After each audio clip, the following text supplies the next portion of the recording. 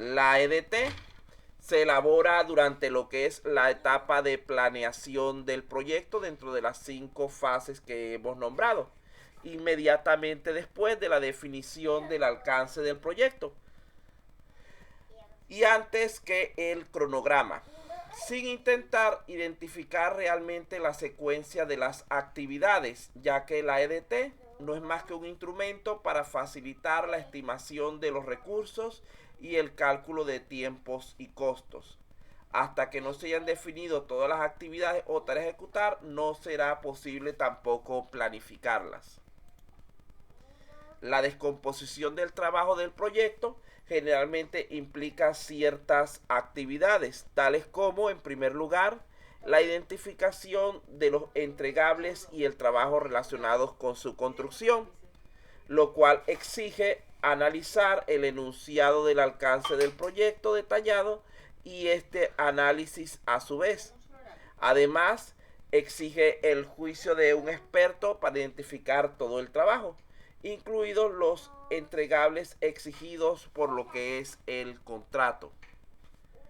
Estructurar y organizar una EDT es una tarea analítica que puede realizarse mediante el uso de una plantilla. Eso es lo que le acabo de suministrar yo ahorita, una plantilla. La estructura resultante puede adoptar diversas formas de organización, tales como principales productos entregables, subproyectos como nivel de descomposición, etc.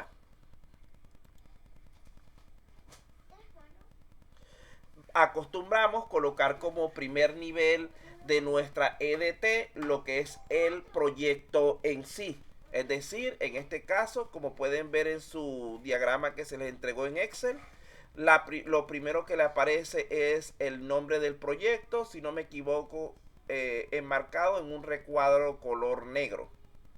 Luego de allí colocamos lo que son las fases establecidas para el desarrollo del proyecto.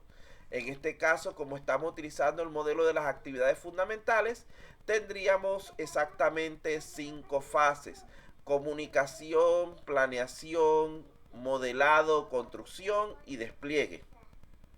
De allí colocamos las actividades que corresponden a cada una de estas fases y las tareas o acciones que corresponden a cada actividad. Podemos usar diferentes enfoques en cada rama de la estructura de desglose del trabajo. No necesariamente todas tienen que ser homogéneas, es decir, con las mismas características, sino que puede haber algunas ramas más largas y otras más cortas, dependiendo de cada subproyecto específico en el cual nos estemos enfocando. Descomponer, aquí tenemos un ejemplo de lo que sería el diagrama final de cómo queda la EDT. En ese caso está vacío. Esto es lo que yo les voy a pedir que en el examen ustedes me suministren. Una captura de un dibujo como ese, pero debe estar lleno. No con todo en cero, sino con cada uno de esos cuadritos teniendo el texto que corresponda. Vamos a tratar hoy, una vez que terminemos con la parte de teoría, de avanzar lo más posible en la construcción de dicho modelo. Vean que yo les coloqué lo que es el título del proyecto. En su caso no es farmacia web, sino colegio. Y les coloqué los nombres de las 5 fases que tenemos. Desde la fase 1, que es comunicación, hasta la fase 5, que es despliegue. Dentro de cada fase establecí que tuvieran unas 3 actividades al menos. Y dentro de cada actividad unas 2 o 3, de 1 a 3 tareas por realizar. No necesita que todo el cuadro esté lleno, pero sí que esté en lo más posible completado.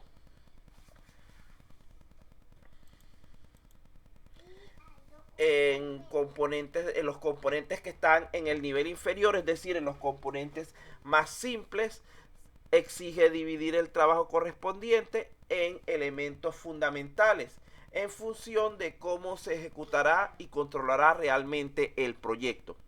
Cada componente debe definirse y asignarse clara y completamente a una unidad ejecutante específica, es decir, a un responsable o conjunto de responsables de la organización que asuma el trabajo de la conclusión de dicho componente.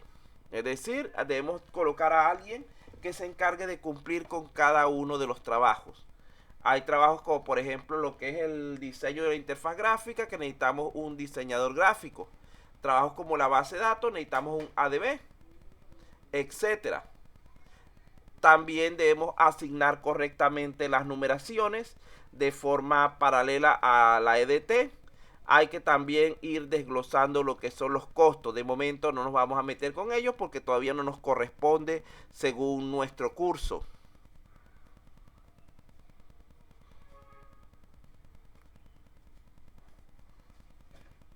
Profesor, Ajá, buenas noches. Le habla José Aliaga. dígame. Le quería consultar cuántos formatos es que vamos a tener que subir Para este examen, al examen parcial. 3 capturas nada más. Este es uno. Este es uno de Este es ellos. uno. ¿Cierto? El Ya. otro es el formato de requerimiento funcional, el que hablamos la semana pasada. Ya, Y el formato otro de es el no funcional, que es el mismo formato de la semana pasada, pero para un requerimiento no funcional. Eso es todo lo que van a tener que subir de formatos.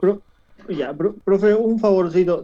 La semana pasada yo por un tema personal, no pude entrar a la clase. No sé si me podría copiar o de repente me podrían volver a copiar el formato Ahí de. está.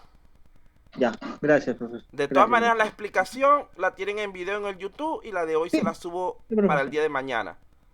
Ya, muchas gracias. Entonces, eso es lo que tienen que anexar a su examen parcial, que lo van a abrir, según me dicen, en la universidad a partir del día 30. Creo que va a estar una semana abierto o algo así. Bueno, continuamos entonces con lo que es la explicación.